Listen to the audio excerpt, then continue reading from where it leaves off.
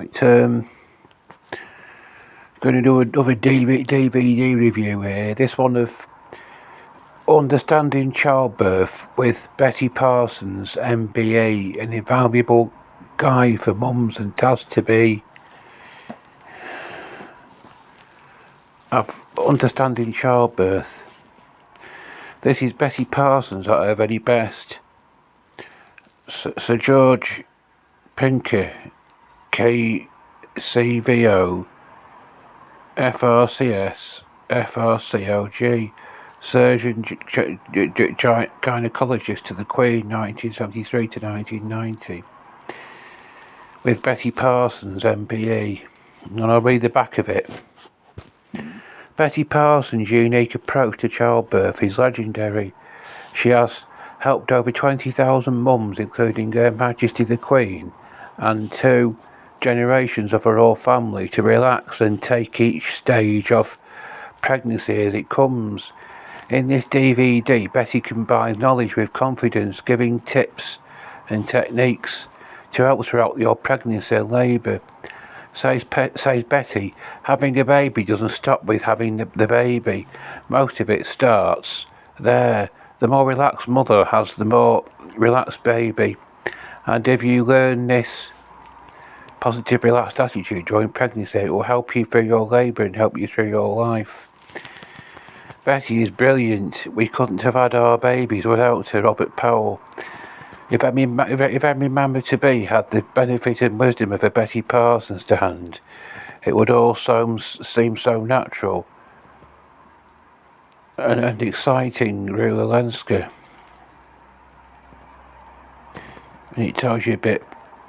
It's exempt from classification. That means the BBC or BBFC, British Board of Film Classification, aren't required to give it a rating. It's exempt because the content of it.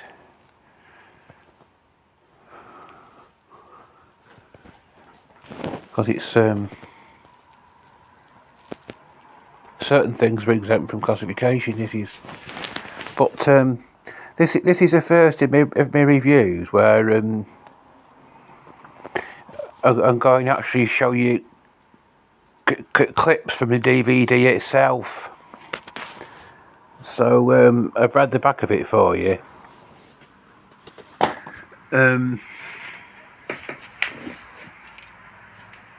If I can get the whole screen on.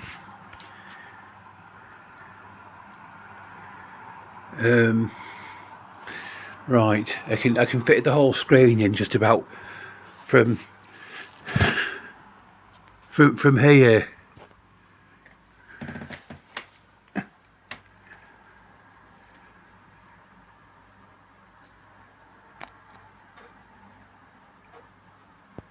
I've just had the results through. It's positive. It was just the most incredible experience to have those babies. Well, it's quite nice to know that you're not the only person in the world who's having a baby. The spot on the ceiling and the breathing into the spots has lived with me ever since. In every which way of my life, from the dentist to the doctors. And the other day I was having an injection in front of my daughters, and the doctor was trying to explain, "Don't worry, it won't hurt." And Carla turned around and said, "No, that's all right. I know how to have an injection. I breathe into a spot, don't I, Mummy?" You know, so.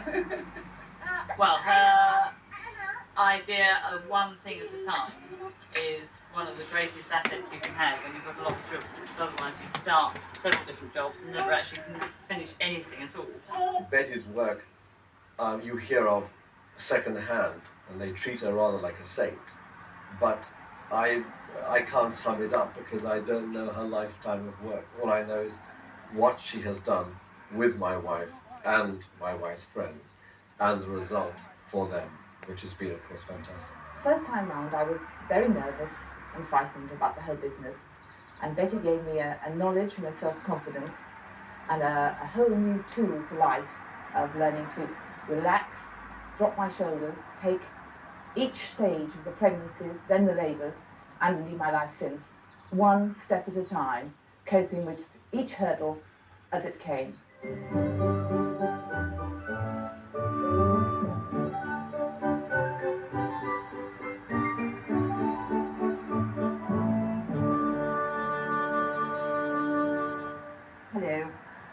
My name is Betty Parsons, and I hope in this video that I'm going to be able to give you an understanding of childbirth and a positive attitude towards it, so that when you go into labour, you will be able to deal with the biggest job you will ever do in your life, which is to have a baby, with the understanding of what is happening and the weapon that says, I know what I'm doing, not it is all being done to me.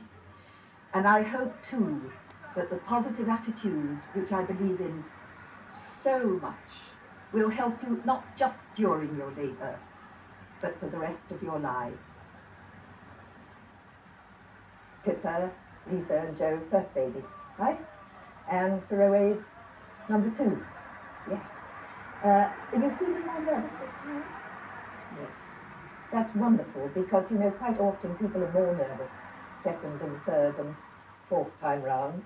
What I'm going to explain to you now, first of all, it's the attitude of mind towards childbirth that is the thing that I am going to stress and stress and stress again.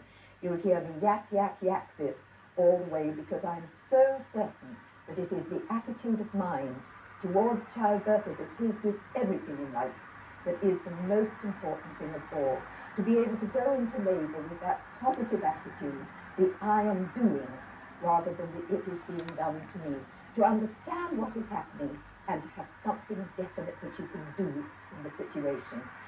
Because to explain why this is so important, we've always got to remember that every human being in this world is mind, emotion, body. This is us.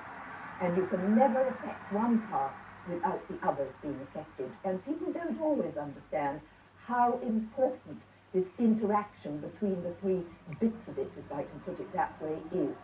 You see, if you are tense at the emotional level, anxious, frightened, angry, those negative emotions, immediately the body reacts. Isn't it true? Yeah. I mean, if you are She's right. nervous, anxious about something, immediately your body will tense. Your shoulders go up, you can't breathe quite so well, and that, of course, makes you feel more anxious, which makes you more tense, and the whole negative spiral starts. This is what happened where people went into labour, and still happens where people go into labour, without understanding what is happening, feeling they have nothing positive they can do, conditioned by the attitude of mind that was so prevalent towards childbirth. Thank God it is changing, but that attitude that said, I hope you don't have too bad a time, dear. Have you come across it? Or, I do hope it doesn't happen to you what happened to me during labour. People don't mean to worry you, but you know, in a very subtle way it does. And the fears grow. And I think very often we don't want to talk about it. We keep those fears hidden in us, inside us, as it were. And the more we do that, the bigger they grow. And so then labour will start. You go in with the attitude that says, it's going to happen to me, I've got to go through it, there's nothing I can do about it. And as soon as contractions start, well, the tension is there. And you see, if you tense against pain, it will always make it worse. And so then that was increased, the anxiety was increased, and as I said, the downward spiral happens. So this is what I'm primarily going to show you, the attitude of mind and exactly what you can do in labour. But first, I want to ask you about how you're feeling in pregnancy. A bit anxious? Yeah. I'm glad you're truthful, because if you all said no, then I wouldn't believe you. It always worries me when people say, oh, I'm not a bit afraid, I'm not at all anxious. If anybody says that, then I'm anxious, because it isn't true. No woman goes through her pregnancy without what I call the niggles, the naggles, the worries, the anxieties, especially about the baby. And as you come nearer to your date, they get worse, I'll tell you that. And it is, I hope the baby will be all right. Isn't it true? Yes. And then there is the one about the baby moving, you know. The baby doesn't move very much. You sort of try and, come on, move, move. And then you think, oh Lord, no legs to move with. And if the baby is kicking like mad, you think it's got too many legs and arms to move with. We worry, we always do. And I think one has to accept these anxieties, and for goodness sakes, do talk about them. Do talk about them, because if you keep them inside yourself, all they do is to blow up out of all proportion. And as soon as you can talk about them, they're lessened. You know the old saying that trouble shared is a trouble halved. Never is this truer than about the anxieties of pregnancy. And the other thing about pregnancy, I think that's important, are the emotions. The change in one's emotions. You know, there's a terrific change in the hormones during pregnancy, which affects us, again, on all the levels of this being, as I've said, mind, emotion, body, particularly the emotions. Do you know what I mean about the vagueness? Have you had the vagueness of pregnancy? Isn't it marvellous? Yes. Any special vagueness have you done? I often used to go into shops, buy things, leave them on the counter, and this carried on after the birth for a little while as well. Then there's one girl, and it's absolutely true, I'm quoting examples of what happened. She had put her husband's dirty socks into the deep freeze instead of into the washing machine. And then there was another girl, and she put all the toilet paper into the fridge, and instead of into the bathroom. You do all manner of crazy things, and you feel so stupid. I do all manner of crazy things, and I'm not pregnant. I think we all do it. Very few of us, I think, escape this. And then there are the tears. Have you had the tears? You know, the tears for no reason at all. I'm sure, Pippa, I have a feeling you understand about tears, do you? Yes, there have been a lot of tears. And I can't find a parking space, or something on television that's really very normal, or even just somebody's a bit sharp in a reply, or just pathetic things really just set me off. It's ridiculous. And the more you try to stop it, of course, the worse it gets. I think one just has to let the tears fall, know you're normal, and just give up the use of mascara for the duration, really. That's all you can do. And then there's the irritability. Have you had the irritability?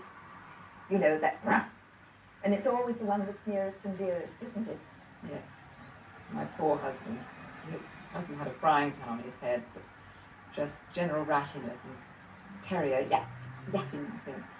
You know, he doesn't mean to be up. He just sort of says, oh, darling, you're not feeling so tired, are you? Well, it's all very well for you. You haven't done very much during the day, have you? And you know, and you don't mean to say that, and you bite his nose off for nothing. So if any of you are biting off his nose or forgetting to cook his dinner or anything, would you give him my very, very kind regards and tell him, sorry, it's the hormones, and there's really nothing I can do about it.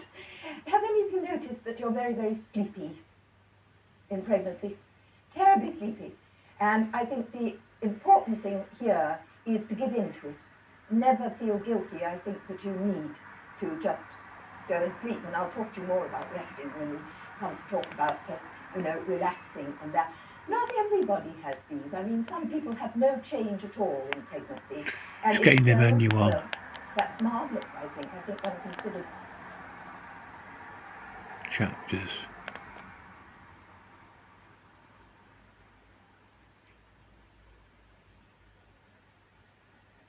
Right, these are the chapters. Introduction. Mind, emotion, body. Understanding labour. Breathing. Relaxation. Posture and walking. Drop shoulders one thing at a time. First stage of labour. Second stage of labour. Postnatal period. Partner support. I see why you got that mind. Lisa and Joe, first babies, right? And Faroe is number 2. Yes. Are you feeling more nervous this time? Yes. That's wonderful, because, you know, quite often people are more nervous second and third and fourth time rounds. I think I've already seen this bit, haven't we? Explain to you now. First of all, it's the attitude of mind towards childbirth that is the thing that I am going to stress and stress and stress again.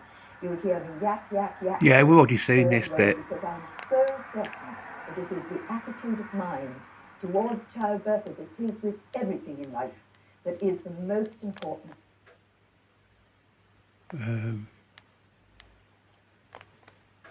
Relaxation. Show you a very simple technique for relaxation. But before I do that, I just want to explain these positions because some people This is a relaxation are bit. much happier lying on the back, as you are, Joe, and you, Pippa. But if you lie on your back, make certain that you put 1 or 2 pillows under the thighs, not under your knees, but under the thighs. It supports your back. And if still your back is a little uncomfortable, then let me lift you up. Put a pillow under your back there. Is that comfortable? And if you are lying on your side, then have 3 pillows. 1 you put under the bulge, because you know how when you lie down in bed, it sort of goes dong, doesn't it, right? So the pillow under the bulge there, it's marvelous, it's comfortable, isn't it? The other pillow tucked into the back, like that, yes? And this pillow between the thighs, because it supports these joints in the pelvis and it supports your back. It makes all the difference in the world if you have those pillows in. And I know some girls, they've said to me, he won't have any room in the bed. But I promise you, if you have little pillows and they're well tucked in, it doesn't take up all that much room. And usually people sleep so much more peacefully without the thrashing round that he gets very used to it. It Well, really shows you a bit of that. Remember, if you will practice this relaxing the way that I'm going to show you, it can be a weapon. Get on to first stage of labour. Well, now that I've explained the breathing to you, which I hope you've got in your minds, but we'll practice it again, I'm going to tell you how it all applies to labour. So I'm going to deal with the first stage of labour. Now, this may sound crazy, but it works. Think of labour as a road that goes up a mountain. And you think of the contractions as the steps in this road of labour, which you have to walk one by one by one. And remember, you never, never, never can walk 2 at a time, and you never can walk the same one twice. And you know that sense of purpose in them. They're achieving something. They're progressing towards that goal. And there's just this one to deal with is one of the most important things in labour. It comes back to that one thing at a time. It's when we look ahead in labour. How many more? How much longer? When will it be over? That's when we get bogged down. It's this one that is so important. As well as thinking of them as steps, think of them as waves. Because wherever you feel contractions, and nobody knows when she's going to feel contractions until labour actually starts. It depends so much on the position that a baby is in. Most women say they feel rather like a period pain. Sometimes it goes right round to the back. Sometimes it's only in the back. Feel nothing in the front at all. And if you haven't been warned about this, it can be a bit off-putting, because there you've got this backache that comes and then goes. Can't be labour because there's nothing in front, but the position of the baby can sometimes make this happen. You won't know until labour starts. But you think of them as a wave, because wherever you feel them, they never hit you sort of wallop bang. It's like a wave that starts, that builds to its peak, it stays for however long it's going to, it comes down, and it's gone. And usually, in the early part of labour, when you're walking in what I call the green fields at the bottom of the mountain, the wave isn't very high, the contraction isn't very strong, doesn't last very long, maybe 15, 20 seconds. Again, you can never tell, but everything's at what I call a very pianissimo level. It is the character of the contraction that starts. The interval between in that earlier part of labour isn't really all that important, It isn't, as some books have said, that you will start with contractions coming every 20 minutes, then every 15 minutes. Have you read this? Yeah, then every 10 minutes and 5. No, I've known people who've started their labour having contractions every 10 minutes. Oh, maybe for hours. But they don't last long. The character is at a very minimal degree. maybe only, as I say, 15 seconds. It's the character. And what happens is you go up that mountain, the character changes. That wave gets higher, it lasts longer, it gets stronger, i.e. more painful. Don't let's be naive about this word, I mean, but stronger, I think, is a more positive word. And the whole crescendo, you might say, is building as you go up that mountain. And then in due course, the interval between does get quicker and quicker like this until just before you're coming to full dilatation of the cervix, which is at the end of the first stage of labour. They can be coming then so fast and frequently that almost it seems that one is going into the next. And I never ever minimise that part of labour. It is nearly always the most difficult part to cope with, from pain point of view, from the emotional point of view, from every point of view. But again, there is a great truth of life, that nothing in life can ever be all good or all bad. There are always two sides to every coin. Sometimes it's very difficult to see the good side of the coin.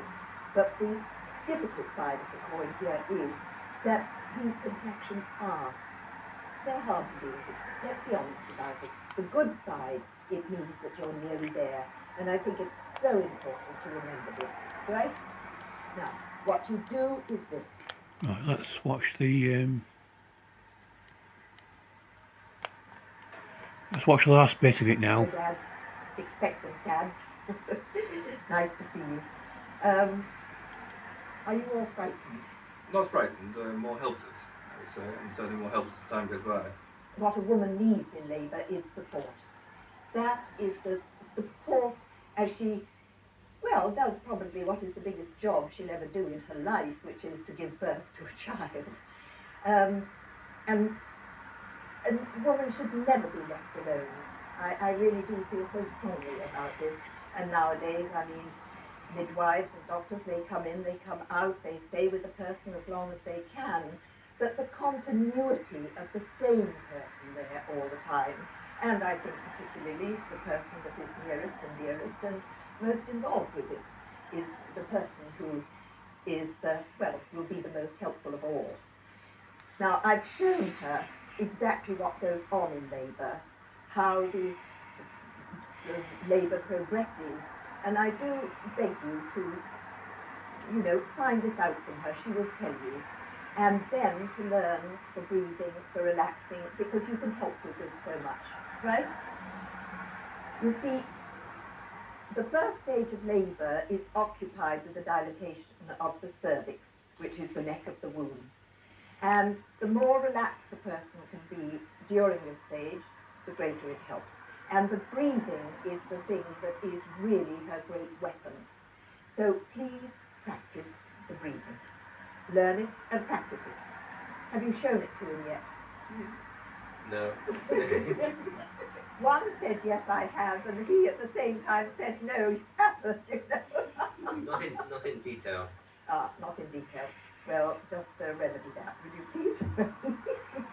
I realised that also afterwards, the recovery period, it's not just the mental recovery, but it's the physical recovery. It's very important. Again, I come mind, emotion, body. I mean, if a person is overtired, immediately one's emotions are affected. Isn't it true? I mean, we've all experienced this. If one's overtired and people say, I'm all right, thank you. I'm perfectly all right. There's nothing, it's just one's overtired. You have a good night's sleep and everything is rosy again. And after she's had a baby, what I call the energy account is overdrawn. And one has to put that energy back. And I have shouted at her, I've shouted at you, and please, I beg you, try and make her do it. At least 2 hours rest a day when she comes home. For the first 2 weeks, if possible. And the last thing I want to say to you, I come back to the philosophy, as it were. Two of the most important phrases, you might say, in this life, I think, are drop shoulders and do one thing at a time. They really can change one's life for one. Men, women, and children. And so many girls I've taught have told me that they have taught their children this philosophy, if you can call it that, from the time they could understand. And one girl told me it was so funny, talk about out of the mouths of babes, because she was in a terrible was, late going somewhere, running round like a scalded cat, and suddenly a little voice said, "Mummy, drop your shoulders." And she said they went down, and immediately I felt calm and said I had to burst out laughing. And if you could bring humour into things like this, it makes all the difference. So, bless you all. Have happy labours, and then you have happy babies. And remember, for the rest of your lives, drop shoulders. Right?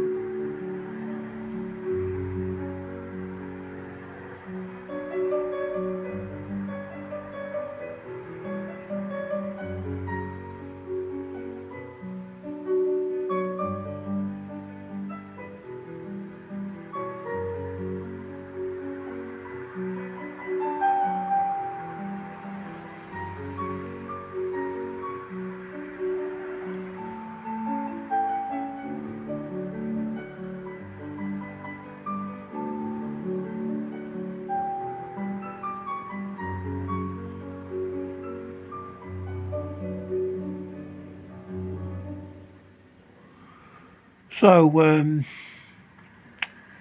that's, I've shown you quite a bit of it. So, if you're an expectant mother or an expectant father for that matter, or you're just interested in watching a DVD about childbirth, well, this would be the ideal DVD for you. So, it's gone up to nearly half an hour. This, I don't think it'll go quite that long. But anyway, I'll be back soon with more stuff. Bye.